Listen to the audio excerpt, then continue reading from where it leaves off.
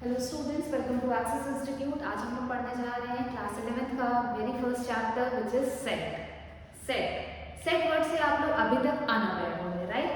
तो आज हम लोग सेट पढ़ेंगे। अलॉन्ग विद दैट हम लोग देखेंगे कि सेट होता क्या है, सेट के कितने टाइप्स होते हैं, सेट की हेल्प से हम लोग क्या क्या चीज़ें कर सकते हैं and what are the various real life applications of set. Start करते हैं। सबसे पहले सेट होता है, बहुत बार पढ़ा होगा कि सुना होगा स्कूल में कि set of 5 students are going to represent the school. हाँ, कि मतलब एक ग्रुप ऑफ स्टूडेंट्स, 5 लोगों का ग्रुप है, they are going to represent the school. Set of 2 students will be selected for the post of monitor. Set of 10 students will be selected for getting badges. इस तरह से students को select किया गया set में, ठीक है। तो सेट बेसिकली होता क्या है, कलेक्शन ऑफ ऑब्जेक्ट्स। कुछ सिमिलर काइंड के ऑब्जेक्ट्स होंगे हमारे पास, जैसे students are of similar kinds के ऑब्जेक्ट्स होंगे हमारे पास, उनका एक कलेक्शन बनाया जाएगा। जैसे कि पैक ऑफ कार्ड हो गया, क्राउड ऑफ पीपल हो गया, type of some special type of fruits हो गए, वेजिटेबल्स हो गए, क्रिकेट टीम हो गई। ये सारी चीजें क्या कहलाएंगी, सेट कहलाएंगी। सिमिलर काइंड ऑफ ऑब्जेक्ट्स हैं, उनका हमने एक ग्रुप बना दिया, उसको बोला जाएगा कलेक्शन बना दिया, सेट बोला जाएगा। जैसे मैथ्स में set of natural numbers, whole numbers, prime numbers, ये सारी चीजें किसमें आएंगी, हमारी सेट में आएंगी। सबसे पहले set is a collection of objects. सबसे पहले set is a collection of distinct objects, ठीक है। ये वर्ड आपको याद रखने वाली चीज है कि सेट इज अ कलेक्शन, और इसको मैं बार बार एडिट कर रही हूं सो दैट आपको याद रहे।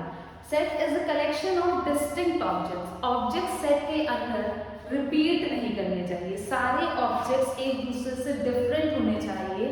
तो distinct objects, along with that एक और वर्ड यहाँ पे यूज होगा, set is an unordered collection of distinct elements. Unordered collection का मतलब क्या होता है, ऑर्डर डजंट मैटर। अगर हम 5 बच्चे सिलेक्ट कर रहे हैं तो वो 5 बच्चे अगर ए बी सी डी ई भी हैं और बी ए बी सी ई भी है, तो both are same set, because set simply क्या होता है, unordered collection, where order doesn't matter. Unordered collection of distinct elements, unordered collection of distinct elements, जिनको हम लोग अभी पढ़ेंगे कि कैसे रिप्रेजेंट करते हैं, उसको बोला जाएगा हमारा सेट। मैथ्स के अंदर हम लोग नेचुरल नंबर का सेट हो गया, प्राइम नंबर, होल नंबर, मतलब जितने भी नंबर्स पढ़ते हैं सेम काइंड के, सबको एक हम लोग सेट में उठा के रखेंगे। तो सेट के डेफिनेशन में 2 वर्ड्स बहुत इंपॉर्टेंट है, एक अनऑर्डर्ड और एक हमारा डिस्टिंक्ट, ठीक है। अब देखते हैं कि सेट हो तो गया। Example, set of fruits, set of domestic animals, set of wild animals, set of vegetables, set of वेदर्स, बहुत सारी चीजें, जितनी भी तरह की चीजों का आप ग्रुप बना सकते हैं, सबको क्या कहा जाएगा, सबको सेट कहा जाएगा, राइट। अब सेट को रिप्रेजेंट कैसे करते हैं, तो सेट को रिप्रेजेंट करने के 2 तरीके होते हैं। एक होता है रोस्टर फॉर्म, जिसको हम लोग टैबुलर फॉर्म में बोलते हैं, और दूसरा होता है हमारा सेट बिल्डर फॉर्म, जिसको हम लोग रूल मेथड से बनाते हैं, राइट। एक रूल होता है जिसको फॉलो करते करते हम लोग सेट को सेट बिल्डर फॉर्म में डिनोट करते हैं। स्टार्ट करते हैं। सबसे पहले रोस्टर फॉर्म। रोस्टर फॉर्म में आपके पास सेट है, जाहिर सी बात है उसके अंदर बहुत सारे ऑब्जेक्ट्स होंगे, एलिमेंट्स होंगे, because set is a collection of unordered collection of distinct elements. आपके पास बहुत सारे एलिमेंट्स हैं, सब अनऑर्डर्ड हैं।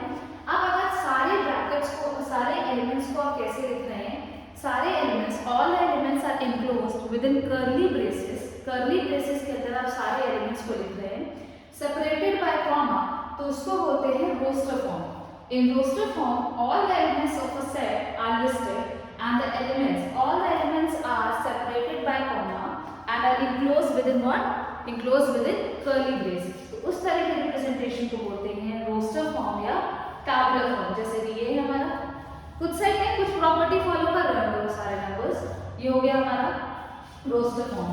जैसे कि अगर आपसे बोला जाए कि एक सेट है, set of all the natural numbers less than 10, तो आप एक सेट बनाएंगे जिससे सारे नेचुरल नंबर होंगे 10 से कम होंगे और किसके अंदर इनक्लोज होंगे, कर्ली ब्रेसेस के अंदर। 1 2 3 4 5 6 7 8 9, ठीक है। उल्टा भी कर सकते हैं, 9 1 2, ये भी हमारा सेम चीज है। तो सबसे पहली चीज तो अनऑर्डर्ड हो गया। कि भाई हो गया। ऑल एलिमेंट्स आर डिस्टिंक्ट आ गया।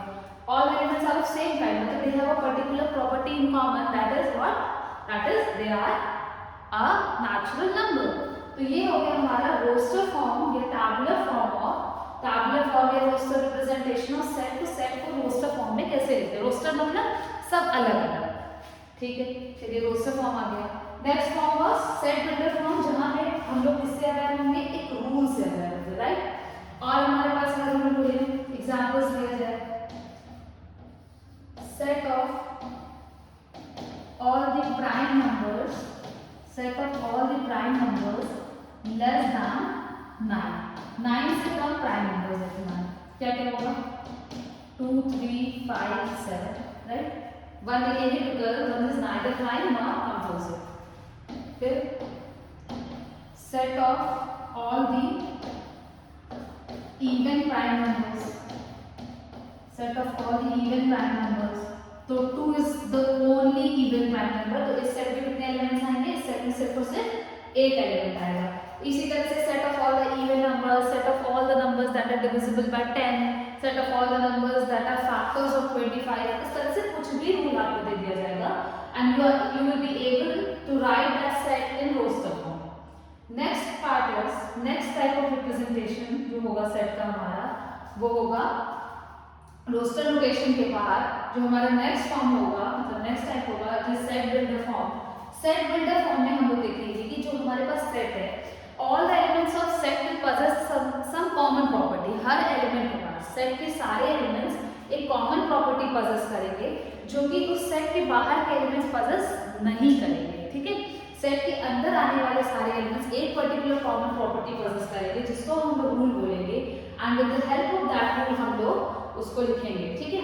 तो सबसे पहले सेट बिल्डर का नोटेशन क्या होता है कि will write a variable, curly bracket रहेगा, वेरिएबल फिर कोलन ये ऐसे स्टार्टिंग लाइन और उसके बाद हम लोग देंगे कंडीशन। कंडीशन क्या है, जैसे एक्स, जैसे वेरिएबल हमने लिया ऐसे करके x such that x is a natural number less than 10। आप यहाँ पे इंग्लिश में भी लिख सकते हो, सिंबल्स को भी यूज कर सकते हैं, ठीक है। एक्स लेस देन 10, तो ये यहाँ पे ये कोलन भी बन सकता है, वैसे स्टार्टिंग लाइन भी बन सकती है और इसको पढ़ा जाता है, क्या पढ़ा जाता है, इसको सच दैट पढ़ा जाता है। X such that x is a natural number less than 10, और ये होता है हमारा set builder notation for representing a set of natural numbers. इसको हम लिख सकते हैं x such that x is a natural number, ठीक है। ये हो गया हमारा सेट बिल्डर नोटेशन। अब सेट बिल्डर नोटेशन के बाद हम लोग आगे बढ़ते हैं कि मैथ्स में क्या क्या सेट हम लोग यूज करेंगे। तो सबसे पहले जो जनरली यूज होता है कि सेट ऑफ नेचुरल नंबर्स को हम लोग n से रिप्रेजेंट करते हैं, सेट ऑफ होल नंबर्स को हम लोग w से, सेट ऑफ इंटीजर्स को z से, व्हाई नॉट i, क्योंकि i और 1 में कंफ्यूजन हो जाता है। सेट ऑफ रैशनल नंबर्स को q से रिप्रेजेंट करते हैं, व्हाई नॉट r, बिकॉज हम लोग पढ़े थे बचपन में कि r से हम लोग रियल नंबर को रिप्रेजेंट करते हैं, तो रियल नंबर ने पहले पोजीशन ऑक्यूपाई कर ली, दैट्स व्हाई रैशनल नंबर को हम लोग q से रिप्रेजेंट करेंगे और रियल नंबर को r से रिप्रेजेंट करेंगे। तो ये सारे हमारे जनरल सेट्स हैं जो कि हम लोग यूज करेंगे, मतलब बार बार ये नहीं लिखेंगे कि ये नहीं लिखेंगे बार बार कि x belongs to set of natural numbers. एक सिंबल यूज करेंगे जो कि ऐसे e की तरह, यूरो टाइप, e यूरो का मिक्सचर, जिसको हम लोग पढ़ते हैं बिलोंग्स टू, क्या पढ़ते हैं हम लोग, बिलोंग्स टू। तो सिंबल लिखेंगे x belongs to set of natural numbers, y belongs to set of whole numbers, z belongs to set of, z नहीं लिखना चाहिए, w belongs to set of integers. अब इंटीजर्स आपके पॉजिटिव भी हो सकते हैं, नेगेटिव भी हो सकते हैं। तो पॉजिटिव के लिए हम लोग z प्लस यूज करते हैं और नेगेटिव के लिए हम लोग z माइनस यूज करते हैं, ठीक है। तो हम लोग कौन सा सिंबल अब यूज करेंगे, इतनी बड़ी सी कहानी लिखने से बेटर है कि x belongs to set of natural numbers, इतनी कहानी लिखने से बेटर है कि आप लोग क्या करेंगे, हम लोग क्या करेंगे, हम लोग एक बिलोंग्स टू का सिंबल यूज करेंगे। किसका सिंबल यूज करेंगे, हम लोग एक बिलोंग्स टू का सिंबल यूज करेंगे, ठीक है। यूरो और ई का मिक्सचर, बिलोंग्स टू का सिंबल हम लोग यूज करेंगे और that will be very much convenient और ये आपको यूज भी करना पड़ेगा, ठीक है। ये हो गया हमारे मैथ्स में सेट्स को हम लोग कैसे लिखते हैं। क्वेश्चन एक है आपके स्क्रीन पे, we have to write a solution set of x square minus 4 in rows form, very simple, ठीक है। आपको एक इक्वेशन दे दी, दैट मींस कि आपको रूल दे दिया है you have to find the value of x। यहाँ पे x स्क्वायर माइनस 4 आपका 0 होगा, ठीक है। x square minus 4 is equal to 0, तो यहाँ से हमको मिलेगा x square is equal to 4, that is x is equal to plus minus 2, right. तो आपके पास एक सेट है और जिसको आप रोस्टर फॉर्म में अगर लिखना चाहें तो हम लिखेंगे +2, -2, हो गया रोस्टर फॉर्म। और इसी को अगर आपको बोला जाए कि सेट बिल्डर फॉर्म में लिखना है तो आप लिखेंगे there is a variable x such that, और फिर आगे में कंडीशन लिखनी है, तो condition x square minus 4 is equal to 0। ये हो गया आपका रोस्टर फॉर्म में भी और सेट बिल्डर फॉर्म में भी।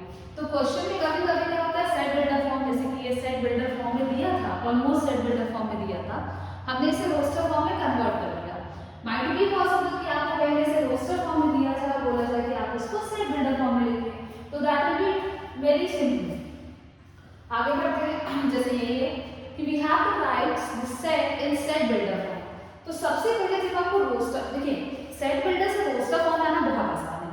रोस्टर फॉर्म से सेट बिल्डर फॉर्म लाने में थोड़ा सा सोचना पड़ेगा, 30 to 40 सेकंड्स आपको सोचना पड़ेगा कि क्या पैटर्न ऑब्जर्व हो रहा है।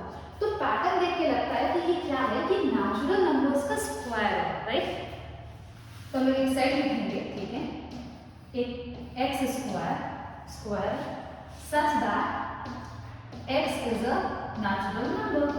x को हमें नेचुरल नंबर लेना है स्टार्टिंग फ्रॉम 1 और सारे x स्क्वायर को हमें स्टोर करना है। ये भी लिख सकते हैं, जैसा कि अभी बोला कि इतनी दिक्कत हम नहीं क्रिएट करेंगे, x belongs to set of natural number. ये और आसान हो गया, मतलब सिंपल सी बात है कि टाइम चाहिए, we have to work smart, right. इतनी कहानी लिखने से बेटर है कि हम लोग क्या करें, वी विल वर्क स्मार्टली और हम लोग छोटा सा लिखेंगे x belongs to set of natural numbers, ठीक है। ये हो गया रोस्टर से। अब हम लोगों को देखना है types of sets. Basically types of sets आपको पता होना चाहिए कि कहीं पे कुछ अलग सा दिखे तो ऐसा ना दिखे आप रिलेटिव सेट ही है। तो the very first type of set is empty set. क्या? Empty set. तो सेट ऐसा set that do not contain any element हो सकता है, पॉसिबल है।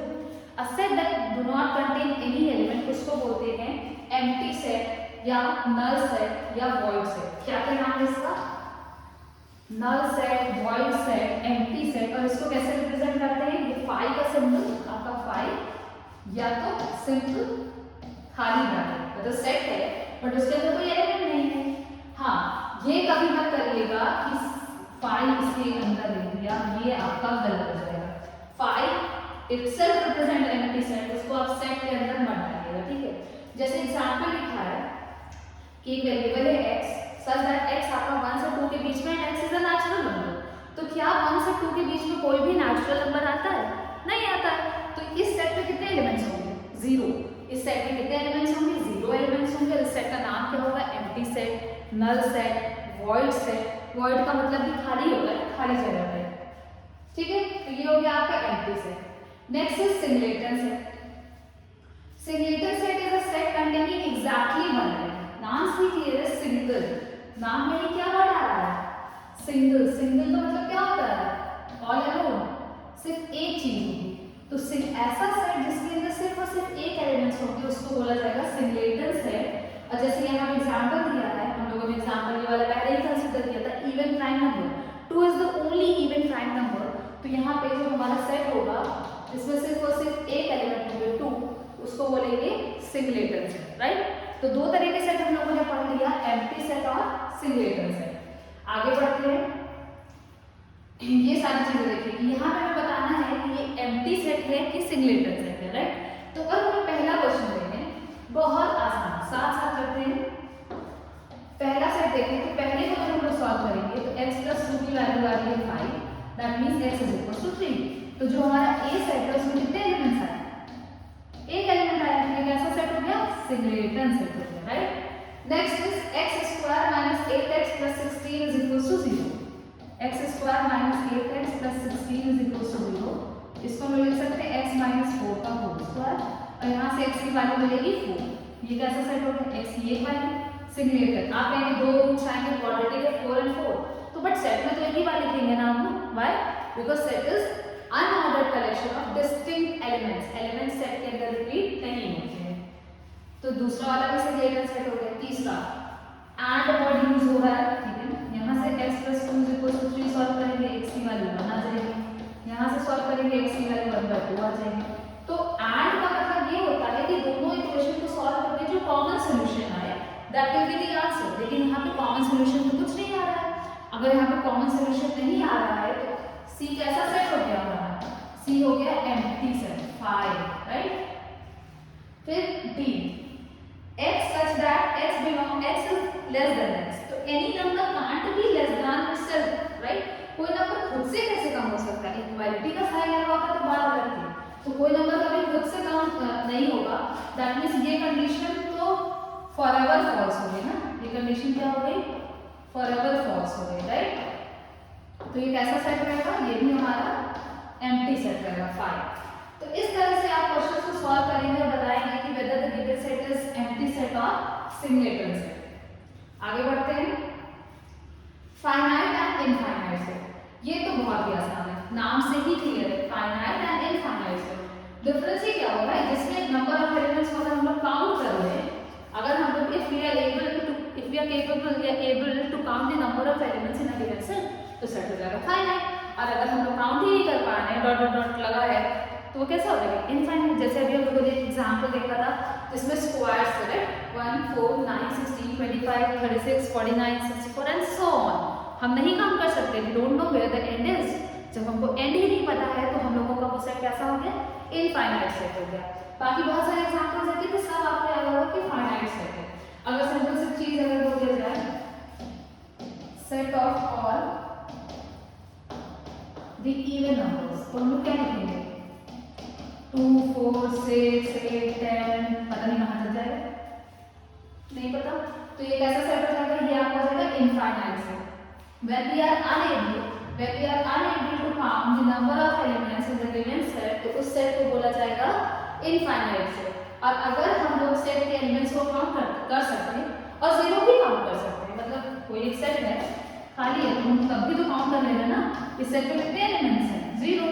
तो ये भी आपका किस कैटेगरी में आएगा? ये भी आपका आएगा फाइनाइट कैटेगरी में, ठीक है। तो जैसे सेट ऑफ नेचुरल नंबर्स हो गया, सेट ऑफ नेचुरल नंबर हो गया, वो कैसा होगा? इनफाइनाइट होगा ना, पता नहीं कहाँ तक जाएगा। ये जो छोटा सा पिंक कलर का सेट बना 1 13 27, इसमें कितने एलिमेंट्स हैं? 3 एलिमेंट्स हैं, तो ये कैसा सेट हो गया? फाइनाइट सेट हो गया। तो this is the difference between finite and infinite set. Next is cardinal number of set. ये भी बहुत आसान है, शब्द पे मत जाइएगा। कार्डिनल नंबर ऑफ सेट का मतलब कि किसी पर्टिकुलर सेट में कितने एलिमेंट्स प्रेजेंट है उसको बोलते हैं cardinal number.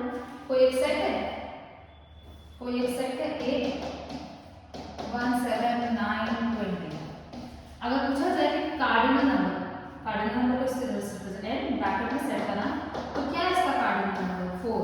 Cardinal number of set या कार्डिनैलिटी ऑफ सेट, कुछ भी आप बोल सकते हैं, कार्डिनैलिटी ऑफ सेट या कार्डिनल नंबर ऑफ सेट। तो बेसिकली क्या होता है कि we will count the number of elements present in the given set. तो वहां से हमको मिल जाएगा क्या? Cardinal number of the set. चलिए ठीक है। फाइनाइट सेट का ही कार्डिनल नंबर निकालना पॉसिबल है, इनफाइनाइट सेट का तो कार्डिनल नंबर निकालना पॉसिबल नहीं है, क्योंकि कहाँ से इनफाइनाइट सेट का कार्डिनल नंबर आएगा? काउंट ही नहीं कर पाएंगे ना नंबर ऑफ एलिमेंट्स को, ठीक है। चलिए कार्डिनल नंबर हो गया सेट का। अब बात आती है इक्वल सेट्स, ठीक है। इक्वल सेट का मतलब कि अगर दो सेट है हमारे पास and they have exactly the same elements होते हैं, दो सेट, उनके अंदर जो एलिमेंट्स हैं they have exactly the same elements, along with that order कुछ भी हो, क्योंकि set is unordered collection of distinct elements. जैसे ये सेट है 1 2 3 4, 4 एलिमेंट्स हैं, चारों एलिमेंट्स हमको पता है, और यहाँ पे भी एलिमेंट्स 4 ही हैं, भले ही ऑर्डर डिफरेंट हो गया है बट हैं तो सब एक जैसे ही ना। 1 2 3 4 लिखे, 2 3 4 1 लिखे, 4 3 2 1 लिखे, कुछ भी लिखे, एलिमेंट्स जो सेट के अंदर एलिमेंट्स हैं वो तो रहेंगे वही ना। तो ऐसे सेट्स जिसमें जो मतलब the sets that have exactly the same elements, उनको बोला जाता है equal set. Equal sets, right. Equal sets की नंबर ऑफ एलिमेंट्स तो जाहिर सी बात है सेम होना ही पड़ेगा, अलोंग विद दैट एलिमेंट्स भी आइडेंटिकल होने चाहिए, राइट। एग्जैक्टली सेम वर्ड, मतलब सम स्पेसिफिक वर्ड कि अगर हमारे एलिमेंट्स आइडेंटिकल हैं तो बोथ द सेट्स, उनको क्या बोला जाएगा? Sets with identical elements are known as equal sets, ठीक है। तो बहुत बेसिक से क्वेश्चन आते हैं, आपको सेट दे दिया जाएगा, पूछेगा वो इक्विवेलेंट इक्वल है कि नहीं। एक बहुत माइन्यूट सा डिफरेंस, इक्वल सेट और इक्विवेलेंट सेट। अगर आप बोर्ड पे पढ़ पा रहे हो कि इक्वल सेट और इक्विवेलेंट सेट में डिफरेंस क्या होता है, तो इक्विवेलेंट सेट सिंपली ये होता है कि इसमें हमारे पास सेम एलिमेंट्स होते हैं, राइट। इसमें हमारे पास सेम नंबर ऑफ एलिमेंट्स होते हैं। एलिमेंट्स कैन बी आइडेंटिकल और कैन नॉट बी आइडेंटिकल। जैसे कि यहाँ पे एक सेट ए दिया है, A B C D E, 5 letters हैं इसके अंदर। तो अगर पूछा जाए कि कार्डिनैलिटी ऑफ सेट ए, तो आप कहेंगे 5, ठीक है। Cardinality of set B 5।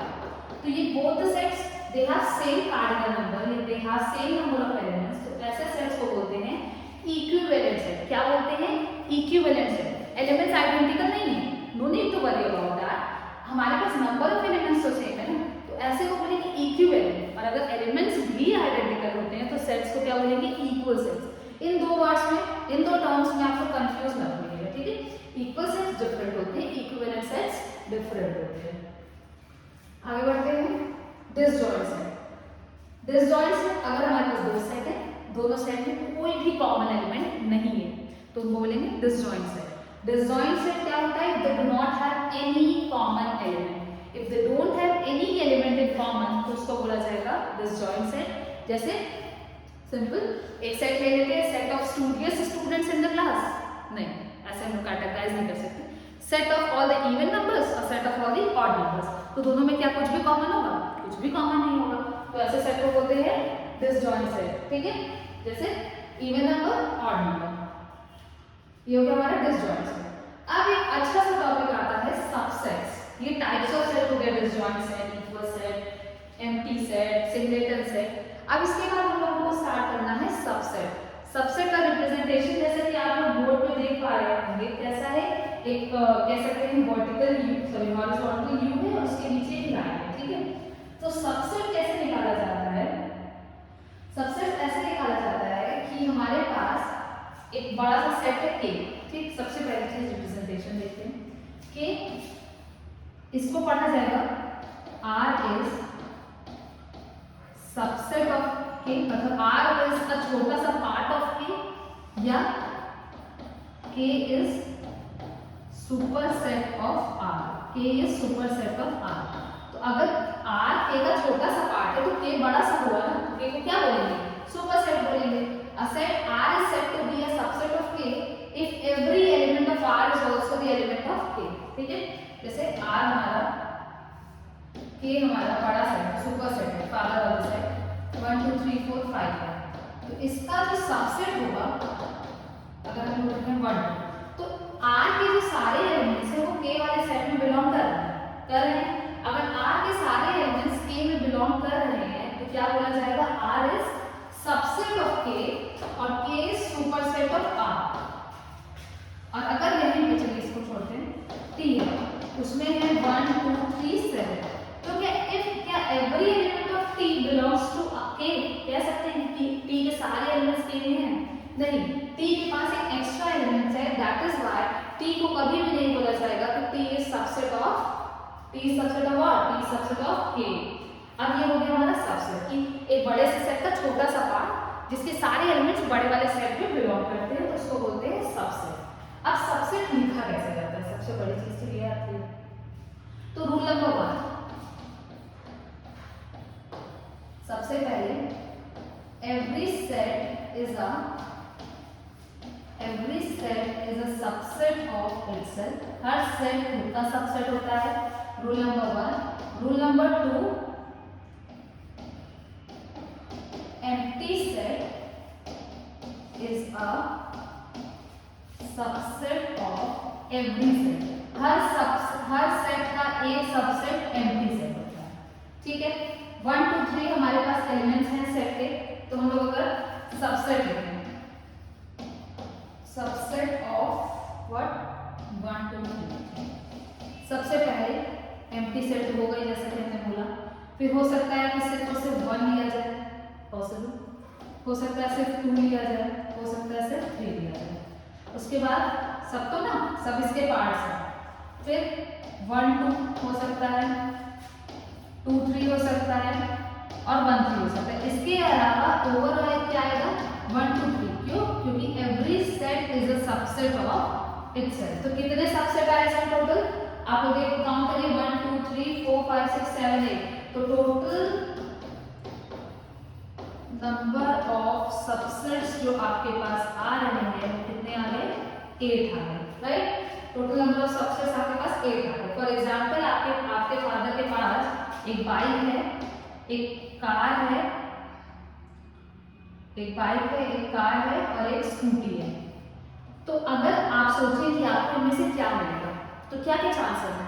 हो सकता है आपको कुछ ना मिले, वर्स्ट केस सिनेरियो हो सकता है आपको कुछ ना मिले, हो सकता है आपको कुछ ना मिले, हो सकता है आपको बाइक मिले, हो सकता है कार मिले, हो सकता है स्कूटी मिले, हो सकता है कि इनमें से किसी कोई भी दो उठा के देख लिया जाए, तो ये चीजें, और हो सकता है कि आप लकी चार्म को और आपको तीनों चीज मिल जाए, ठीक है? तो सबसेट्स के यूज यहाँ पे आता है जब आपको ये पॉसिबिलिटी होती है कि इन सारी गिवन चीजों में से you have to select for a certain thing, कि आपको क्या मिलेगा क्या नहीं मिलेगा, जिसमें एक पॉसिबिलिटी ये है कि आपको कुछ नहीं मिलेगा और एक पॉसिबिलिटी ये भी है कि आपको सब कुछ मिलेगा, ठीक है? ये होता है हमारा सबसेट। तो जैसे कि नंबर ऑफ एलिमेंट्स, अगर सेट में 3 एलिमेंट्स थे, सबसेट कितने आए? 8 आए। तो यहाँ से हम एक कंक्लूजन भी निकाल सकते हैं। चलो एक सेकंड, ये दोनों पॉइंट्स को जरूर नोट करिएगा। यहाँ से हम ये कंक्लूजन निकाल सकते हैं कि if n of a cardinal number of set is equals to x, then total number of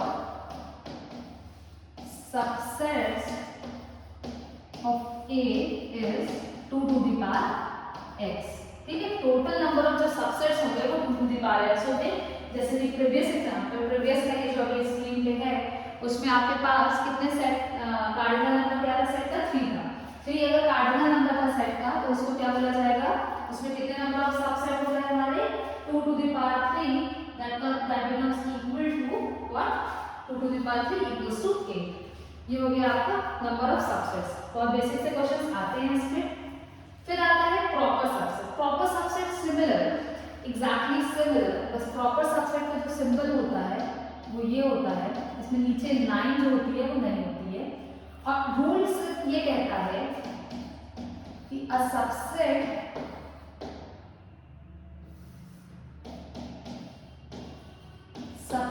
of a set can be equal to itself, but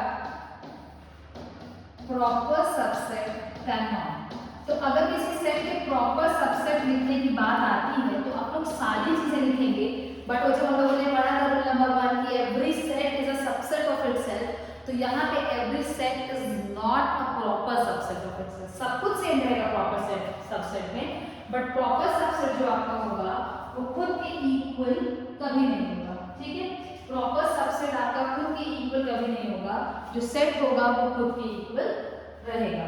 तो this is the only difference between subset and proper set, along with that की symbol का difference भी रहता है कि proper subset था वो ये था हमारा सबसेट, याद रखिएगा, एक तो इक्वल और इक्विवेलेंट में कंफ्यूजन, और एक ये सबसेट और प्रॉपर सबसेट में डिफरेंस है, ये प्रॉपर सबसेट।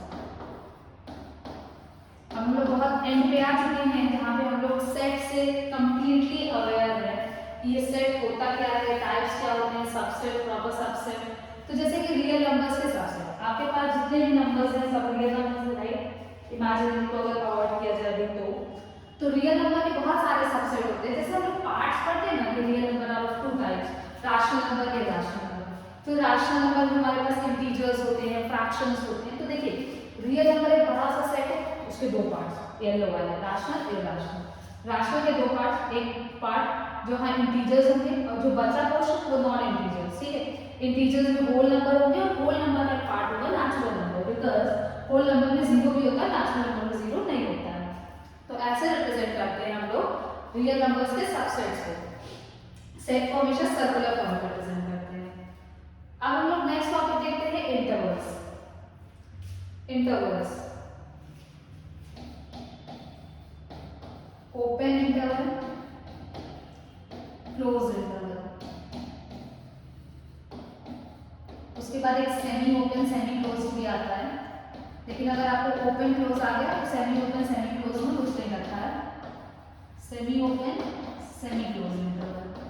ठीक है, चलिए अगर आपके पास एक x की वैल्यू है जो कि 1 से लेकर 10 तक बिलोंग कर रही है, तो यहाँ पे ये जो बाउंड्री है, सबसे पहली चीज की जो बाउंड्री वैल्यू है 1 और 10, x की वैल्यू 1 और 10 के इक्वल तो है नहीं, x की वैल्यू 1 और 10 के इक्वल नहीं है ना। अगर x की वैल्यू 1 और 10 के इक्वल नहीं है, यहाँ पे हम लोग क्या करेंगे, यहाँ पे हम लोग लिखेंगे, इस केस में जब इक्वल वाली चीज नहीं आती है तो यहाँ पर हम लोग क्या यूज करते हैं, यहाँ पे हम लोग ओपन इंटरवल यूज करते हैं। हम लोग लिखते हैं x बिलोंग कहाँ से कहाँ तक, 1 से 10 तक। तो जब भी इक्वालिटी वाली चीज नहीं आती है तो हम लोग स्मॉल ब्रैकेट्स को यूज करते हैं और उसको बोलते हैं क्या, ओपन इंटरवल। क्या बोलते हैं, ओपन इंटरवल। लेकिन यहीं पे अगर ये चीज ऐसे हो जाए कि आपके पास इक्वालिटी वाली चीज आ जाए, मतलब x जो है आपका 1 से लेकर 10 तक बिलोंग करता है और यहाँ पे बाउंड्री वैल्यूज जो आपकी क्लास है उसकी जो बाउंड्री वैल्यूज है उसके इक्वल है, तो यहाँ पर हम लोग कैसा इंटरवल यूज करते हैं, क्लोज इंटरवल यूज करते हैं। और यहाँ पे कौन से ब्रैकेट्स यूज करेंगे, स्क्वायर ब्रैकेट यूज करेंगे। x बिलोंग्स कहाँ से कहाँ तक, 1 से लेकर 10 तक, स्क्वायर ब्रैकेट। ठीक है, ये होता है ओपन इंटरवल और क्लोज इंटरवल में डिफरेंस। जब आप ओपन इंटरवल लेते हैं तो बाउंड्री वैल्यूज इंक्लूड नहीं होती हैं, लेकिन जब आप क्लोज इंटरवल लेते हैं तो बाउंड्री वैल्यूज इंक्लूड होती हैं। ओपन इंटरवल को स्मॉल ब्रैकेट्स में लिखते हैं, क्लोज्ड को बिग ब्रैकेट्स में लिखते हैं, मतलब स्क्वायर ब्रैकेट्स में लिखते हैं। सेमी ओपन सेमी क्लोज को कैसे लिखते हैं, तो इसको क्या लिखेंगे, 1 के बराबर है एक तरफ से क्लोज, 20 के बराबर नहीं है एक तरफ से ओपन।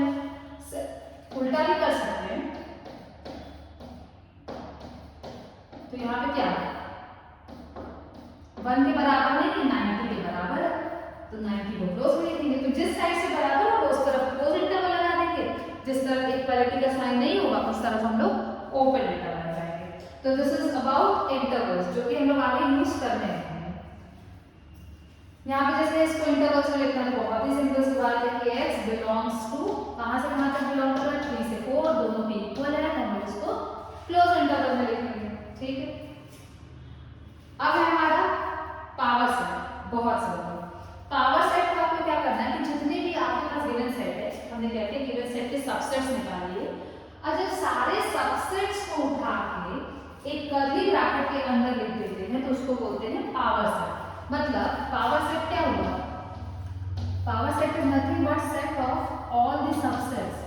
आपके पास जितने भी सेट थे हमने उनका सबसेट बनाया, डिफरेंट सबसेट्स बनाए 2 to the power x type के, और सारे सबसेट्स को एक कर्ली ब्रैकेट के अंदर इनक्लोज करके सेपरेटेड बाय कॉमा, तो वहां से क्या मिल जाएगा, पावर सेट मिल जाएगा। तो पावर सेट को कैसे रिप्रेजेंट करते हैं, p ऑफ a से। अगर पूछना जाए कार्डिनैलिटी ऑफ पावर सेट कितनी होगी, तो वही ये जितने नंबर ऑफ सबसेट्स होंगे वही तो कार्डिनैलिटी होगी ना। तो इसमें जाहिर सी बात है एम्प्टी सेट भी रहेगा, उसके बाद आपका जो set is a subset of itself, वो वाली चीज भी रहेगी। तो ये हमारा होता है पावर सेट, कि सारे जो सबसेट्स हैं उनका सेट बना दिया जाए, जैसे कि a = 1 2, तो कितने सेट होंगे, 2 to the power 2। तो पावर सेट क्या हो जाएगा, एक तो 5 1 2 और 1 2, 4 हमारे बने सबसेट, सबको कॉमा से सेपरेट करो, एक बड़े ब्रैकेट के अंदर डाल दो, तो यहाँ से क्या मिलेगा हमको, पावर सेट मिलेगा, power set of given set. ठीक है, very simple. Next universal set. Universal set को यूजुअली हम लोग यू से डिनोट करते हैं, और इसके अंदर सारे एलिमेंट्स, जैसे यूनिवर्स के अंदर सारी चीजें होती हैं, वैसे यूनिवर्सल सेट के अंदर उससे रिलेटेड जितने सेट्स हैं सारी वैल्यूज इसके अंदर आएंगी without any repetition. Why, because it is a set. और सेट क्या होता है, कलेक्शन ऑफ डिस्टिंक्ट एलिमेंट्स। मान लेते हैं कि सेट ए और बी है हमारे पास, जहाँ पे ए के अंदर 3 एलिमेंट्स हैं 1 2 3, और बी के अंदर 4 एलिमेंट्स हैं 1 a b c। तो यूनिवर्सल सेट अगर बोला जाए कि जो कि इन दोनों सेट से एसोसिएटेड होगा, उसके अंदर सारे एलिमेंट्स होंगे जो ए के अंदर है और जो बी के अंदर है। Mind the term without any repetition of elements. देखिए एक ए वाले सेट में भी 1 आ रहा है, बी वाले सेट में भी 1 आ रहा है, तो हम लोग जब यूनिवर्सल सेट लिख रहे हैं तो 1 एक बार लिखेंगे। Why, because set is unordered collection of distinct elements. Order matter करता नहीं, वो आप लोग देख लीजिए, कोई भी लिखिए, बस डिस्टिंक्ट एलिमेंट्स होना चाहिए। ठीक है, तो होप सो कि आपको ये सारी चीजें क्लियर होंगी। Set, types of set, representation of set, subset, power set, super set, proper subset, universal set, अभी हम लोगों ने क्या देखा, इंटरवल्स। ठीक है, तो यहाँ तक आपको मिल जाता है बेस ऑफ सेट। अब हम लोगों को क्या करना है, सेट से related questions, real life applications, ये सारी चीजें पढ़नी है। देखिए इसके भी क्वेश्चंस आपको बुक में मिलेंगे, तो all you need to do is कि यहाँ तक आप क्वेश्चंस कंप्लीट करिए और हम लोग जल्दी नेक्स्ट वीडियो में मिलेंगे। Thanks for watching the video, enjoy.